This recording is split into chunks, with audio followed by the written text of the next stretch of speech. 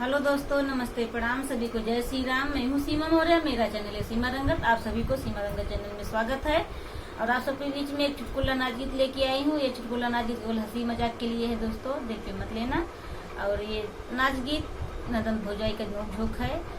कैसा लगेगा कमेंट करके जरूर बताइएगा। अपनी छोटी बहन के ऊपर आप लोग प्यार आशीर्वाद दुलार बनाए रखिएगा और ज्यादा से ज्यादा आप लोग शेयर करें, लाइक करें, सब्सक्राइब करें। हेलो दोस्तों, नमस्ते, प्रणाम। मैं हूँ किरण प्रजापति। मेरे चैनल का नाम है संगीत बाई किरण। हमारे भी चैनल पे जाइए, हमें भी सपोर्ट करिए। तो चुटकुला नाच गीत सुनाने जा रहे हैं, कैसा लगेगा कमेंट बॉक्स में जरूर बताना। और हम लोग को ये प्यार दुलार, लाइक, सब्सक्राइब, कमेंट का हमारे गनवाना अच्छा लगेगा, कैसे कर लगा।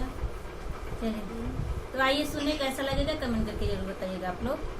घर में फूल बैठी ना नदिया, घर में फूल बैठी ना नदिया, हमरे बलम जी कर धन लिये, हमरे बलम जी कर धन लिये, झूलनी मांगले ना नदिया, झूलनी मांगले ना नदिया, यही बदे बैठी ना नदिया, यही बदे फूल बैठी ना नदिया, घर में फूल बैठी ना नदिया, घर में फूल बैठी ना नदिया, हमरे बलम जी सड़िया ले अइले, हमरे बलम जी सड़िया ले अइले, लहंगा मांगले ना नदिया, लहंगा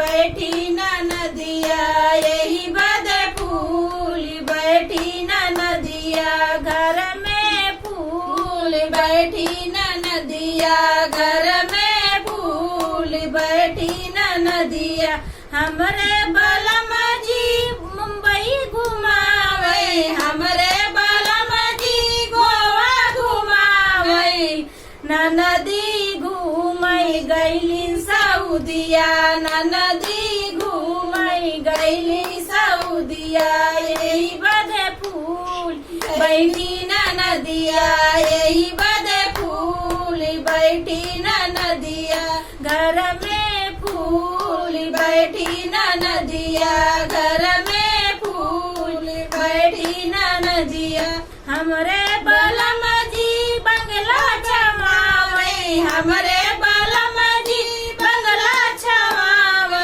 नदी बन के बैठी सवनिया, नदी बन के बैठी सवनिया, यही बदे फूल गईली ना नदिया, यही बदे फूल गईली ना नदिया, घर में फूल बैठी ना नदिया, घर में फूल बैठी ना नदिया। ये नाच गीत आप लोग को कैसा लगा कमेंट करके जरूर बताइएगा। मिलते हैं अगले वीडियो में, तब तक आप सबसे बाय बाय।